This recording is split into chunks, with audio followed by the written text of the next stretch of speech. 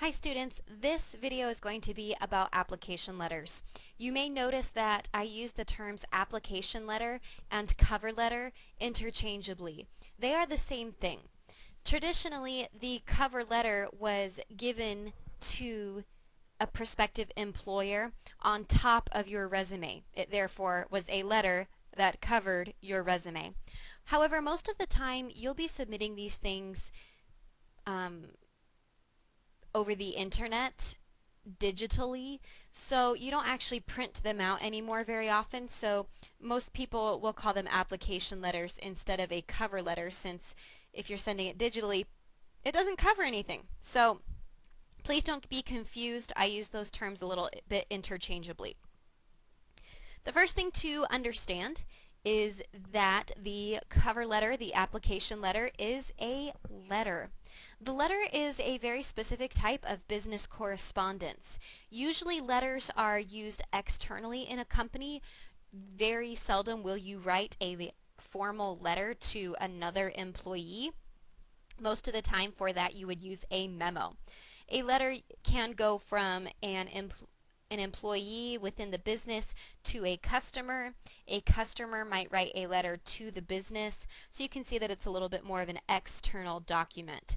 There is also very rigid formatting for your business letter. And you know what, if I'm honest, sometimes I forget the order of things. So what I always do is I Google it. It's also in your book, but maybe that's a little too hard to find the chapter, open it up. So I Google business letter format and I take myself to the Purdue OWL. The first thing you're going to start with is the sender's address. You would be the sender, therefore your address will go at the top, not your name or title, because it is included in the closing. Include only your street address, city, and zip code. Then you're going to write out the date. Okay, like this, conventionally write out the date. The reason for this is clarity. Remember, clarity is most important. Something funny that Westerners, people from North America, may not understand is that they write dates differently in Europe and in other parts of the world. So in some parts of the world, instead of the month, see at the bottom of my computer it has month, day, and year, sometimes it will go day, month, and year. And if you're not familiar with that type of date writing, it is very confusing. So if you're ever planning a vacation or a business meeting overseas, you want to make sure that you are writing out your dates, and therefore there can be no confusion. All right, then you have the inside address. That is the address of the place that you are sending it. If you don't know what it is, do a Google search and figure it out. Leaving it blank just kind of indicates that you didn't bother to even find out the address of where you were sending this. Then you have a salutation. I'm not a fan of the dear, because are they your dear? That is a very kind of friendly, intimate kind of thing. To is fine. All right. You want to use a non-sexist salutation if you don't know their gender or their name. If they have a name like Chris, that could be a female or a male. So be very careful that you don't write Ms. or Mrs. Harmon in there, because you could get their gender wrong, and that, you know, there's no coming back from that sometimes. So I'm going to open up a new file here just to talk to you about the difference between this, and this for women. Mr. is easy. Mr. is an abbreviation of the word master, when you would, be the master of the house. Mistress is therefore the accompanying term, the mistress of the house, not his side mistress. That's not what that means. It meant the woman who is married to the master of the house. So Mrs. indicates that the woman is married. Only use that if you know that she is married for sure. Mr. can be married or single, so men are easy. All right. Ms. is neutral. It is just Ms. And it can be married, unmarried. It is a very safe, neutral salutation. Miss is usually reserved for single young women. All right? You can even go with madam if you're not sure. That is definitely going to be an older woman. I actually really hate being called madam. All right, but I don't always mind being called miss if it's by someone who is not being condescending. But because I am married, you can refer to me as either Mrs. or Ms. Ms. is the safest option if you know that it's a woman. Otherwise, two is just fine. Now let's talk about this. Woo. I am not a fan of this, and I will tell you why. Again, if you don't know who you are writing to whom you are writing, you have a problem. You haven't done enough homework, and it looks sloppy or it looks lazy. So if you don't know the exact name of the person that you would be writing to, you could always do this.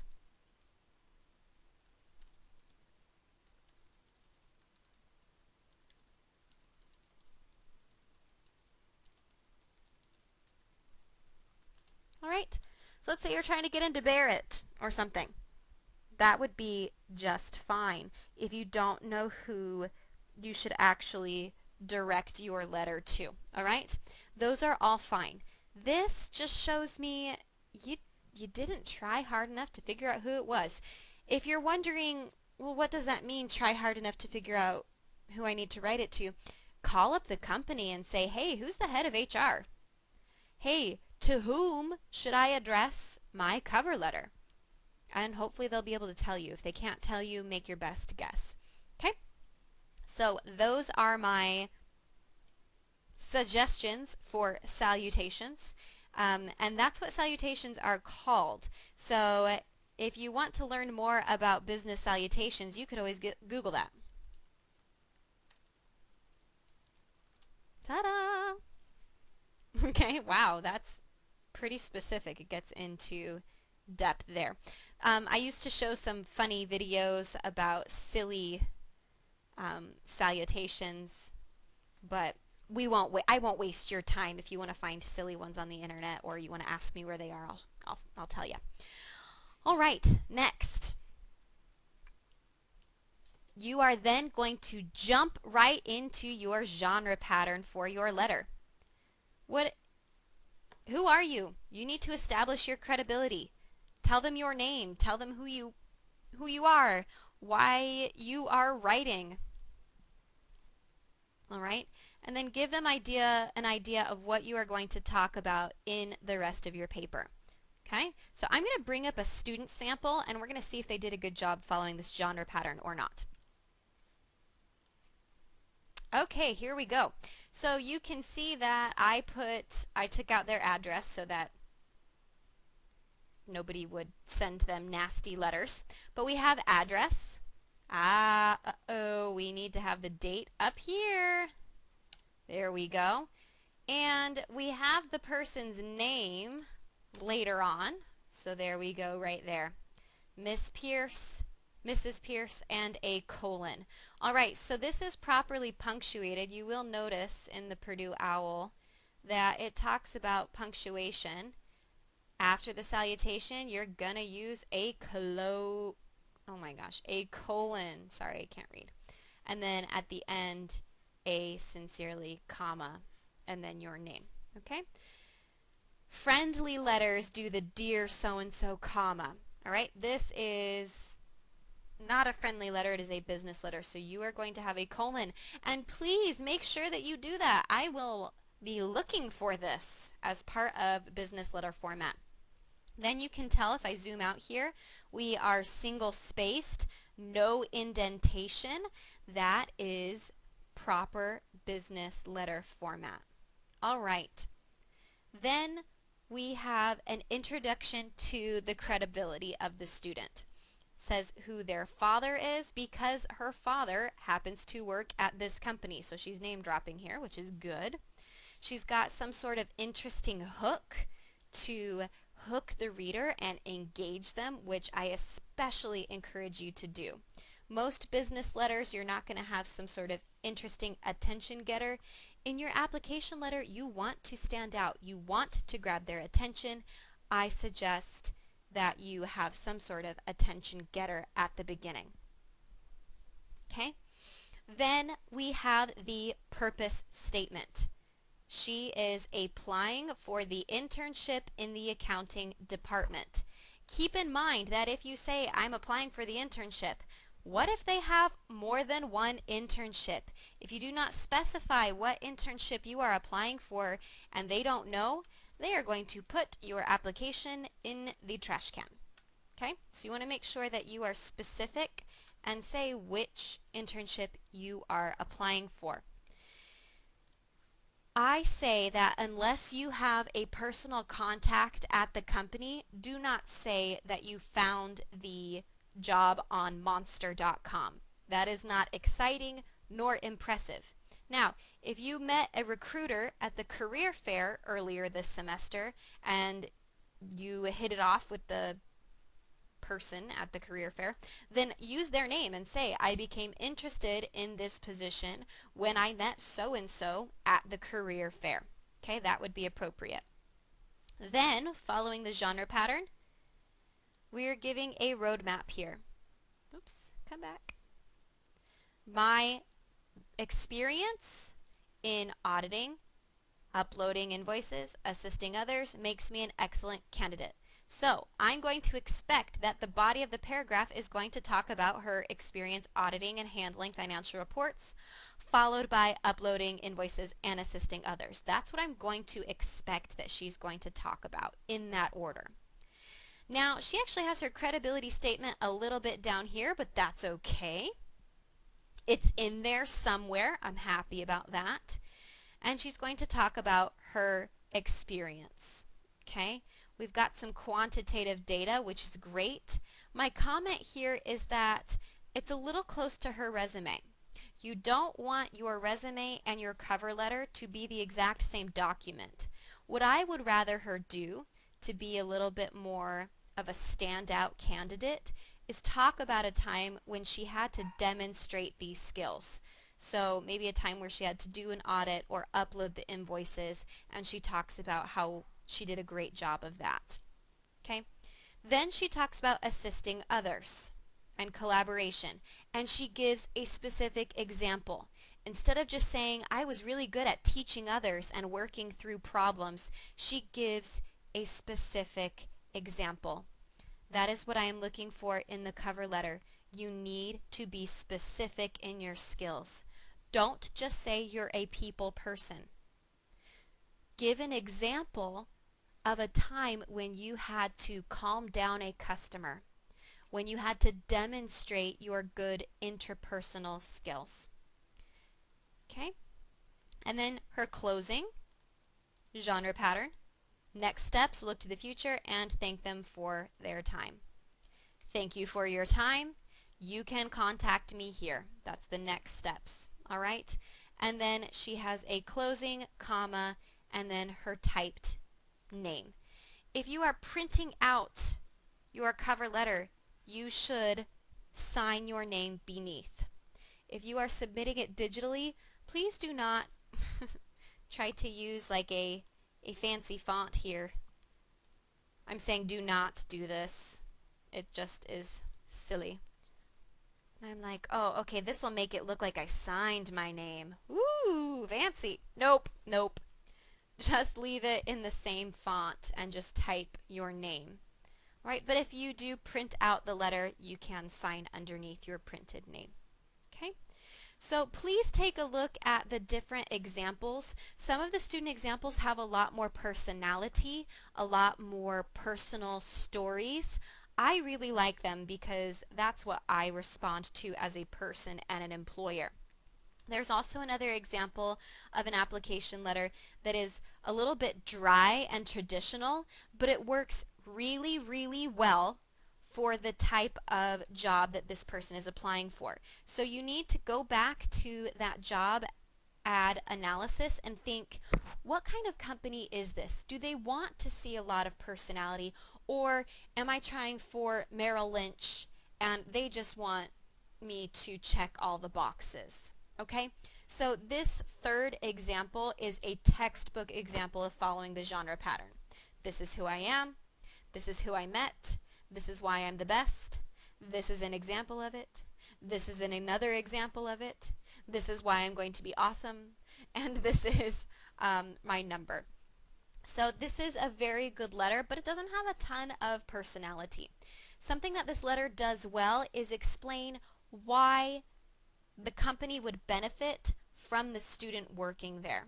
A lot of times students try to say, this is why I would learn from the experience. Remember, this is a job. They want to teach you, yes, but they want you to work for them. So don't go and tell them all the reasons why it would benefit you so much. It would be such a great experience for you. That's not what they want to know. They want to know what you bring to the table. Okay? So here you can say that maybe a little bit of how it would be mutually beneficial, of how it would benefit you, but the main idea that you want to get across is why you are the best candidate. All right? The other example that I've included for you to look at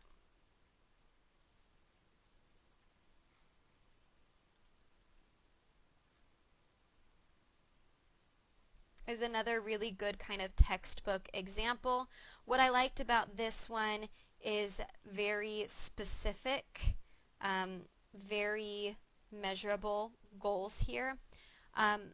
I might show another example if you're in my in-person class about someone who started off with a completely personal story. So they were going for an internship with Delta Airlines, and they talked about how every summer they would fly Delta, she would fly Delta with her sister, and how the airline has become part of her life.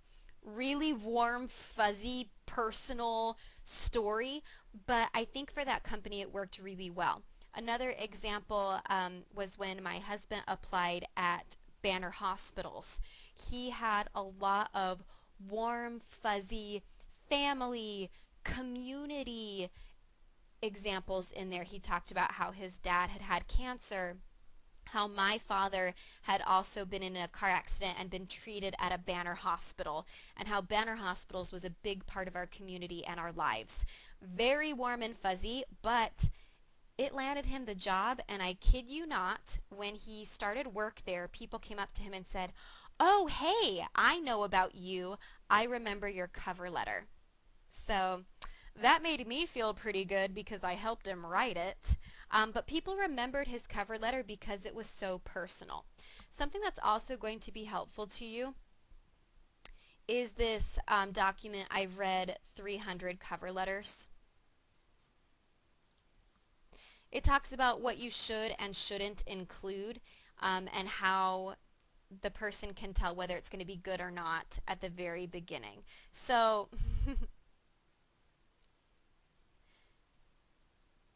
where did it go? The basics, don't want to do typos, stay to the formatting.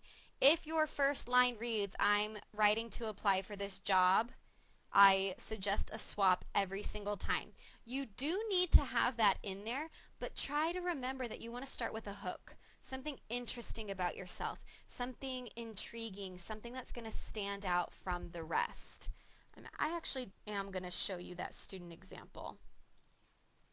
Okay, we're back. I didn't want to post this example on Blackboard because it confuses students sometimes, like, do I need to be this personal? That's very difficult for some students, but I wanted to show you an example of this really strong hook.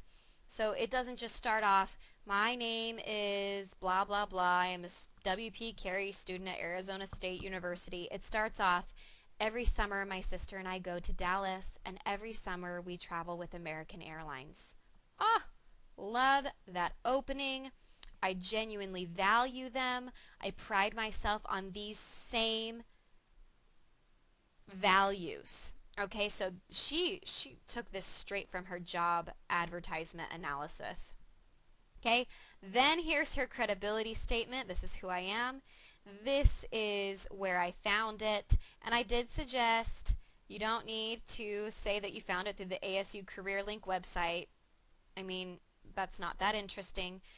Only mention where you found it if there's a name associated with that. Okay? So let's keep going. We talked about body paragraphs a little bit. Please refer to the student samples as you're trying to figure out what to put in your body paragraphs. What I like to think about is find a time or an activity or a short story about a time where you demonstrated those skills and then write about that. So here's another example of someone who used really good stories here. So this person was a tutor and told 2 stories about 2 students and how they actually taught these 2 students, and then said after we did this, this person's grade went from a C minus to an A, and now he's going to be a mechanical engineer. That shows me that this person really did do a good job of problem solving and helping the other person. Okay, so these are really good examples of starting with a story that demonstrates the skill. This also helps you to understand that you're not just writing down the same things that are going to be in your resume. You are going into depth with some of the entries that will be on your resume. You're explaining them further. You are giving examples of those skills. Okay? All right. All right, talked about examples. Check. Just want to make sure I covered it all. Let's go back to our Purdue OWL friend here. All right, body. Closing. Sorry about that. Thank them for their time. If you want to say that you are going to follow up with them, that's fine. Say, I will call you next week. But then you need to make sure that you do. If someone wrote on their cover letter, I'm going to follow up with you next week, and they didn't, I would put their application straight in the trash. That shows that they say that they're going to do things and they don't follow through, and that's not the kind of employee that I want. So make sure that if you say you're going to follow up, that you do indeed do that. Let them know when and where they can get a hold of you. If you are in school or you work most of the day, indicate that on there. Say you can reach me after 5 p.m. or you can email me anytime. And then, of course, to thank them for their time. Then the Purdue OWL goes a little bit more in depth about the formatting. You want to make sure it's block format, single spaced, a readable font, nothing fancy, more in depth on your punctuation, and things like that. For the application letter, you need to make sure that it is no longer than 1 page only. All right? Even then, you don't want it to be a super packed 1 page. You want it to be brief. You want to use the paramedic method to make the most out of each and every sentence, because remember, an employer isn't going to read super tiny font, tons of words on there. They're going to want something that they can read very quickly. So you want to make sure that it's no more than 1 page and that it is as succinct and clear as possible. If you are interested in making your writing even better, another resource that I'm going to give you is something called transitions. I know you think you know what transitions are. Transitions is a way that we link paragraphs together, okay? So I want you to read online about transitions if you're interested. If you already are at a high level of writing mastery, this is going to take your writing above and beyond in terms of sophistication. So transitional devices, it's not just the list of words you think of when you think of transition words. It's not this nice little list of things that you can copy and paste into your paper. Real transitions are tailor-made for each specific paragraph. Okay, so you can read, oh, this is not what I want. I want this. No, I don't. Here it is. They changed the page. I don't like this at all. Oh, it's down here. Sorry, it's the third one. Oh, goodness gracious. That was the one I was just at. Oh, my goodness. I'm going to type in writing transitions. Maybe that will help. Is this it? Ah, writing transitions. So if you Google writing transitions, that's going to help you. So good transitions connect paragraphs and unify your writing. Continue one paragraph where the other leaves off. Highlighting specific words, repeating specific words can connect your paragraphs a little bit better. So if I look back at some of my examples, all right, we're back to the airline example here. So at the very end of the paragraph, she ends with, I'm a team leader with the right skills. Okay? And then she talks about the skills again. So she says, this position has this skill set. Not only do I have this, but I also have this. So she's using transitions here to help build each paragraph on itself. So that's kind of taking your writing above and beyond. If you're struggling just to write a application letter for the first time, you don't need to worry about these transitions. But if you want to take your writing to the next level, you're really looking for a challenge, you're looking to see how you can make your writing better than it was in 101 and 102, this is what's going to do it. And it's not just the one-word transitions. You can look at these examples and revisions. They're going to be things that tie your paragraphs together. It's hard to teach these transitions in the abstract. The best way for me to help you with transitions is for you to draft your actual letter and then come show it to me, and I'll show you how we can make the transitions in your actual writing. That's the best way to learn transitions, is to do it using your own writing. Sometimes it's hard to see how it works in other people's writing. So if you want extra help with this, this would be something great to come in and chat with me about in our office hours, that we can work one-on-one on to really take your writing over the top. The last thing I want to point out about the application letter, I know this is a particularly long video, I apologize, but I wanted to make sure that you are very prepared to get 100% on your application letters, and you have to follow all of these things that I am telling you. So you can use a template if you want to get your formatting correct. So new, I'm going to write letter.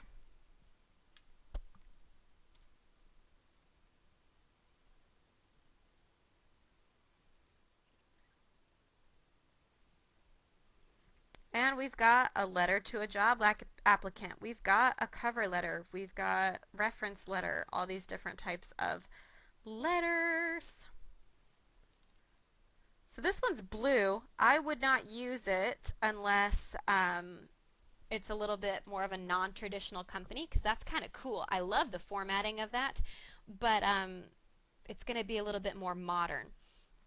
Now we're going to want to fix some of these because this isn't quite right. You don't need that.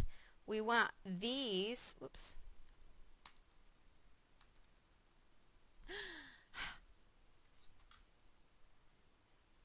Seriously? Okay, well, we can't get rid of that.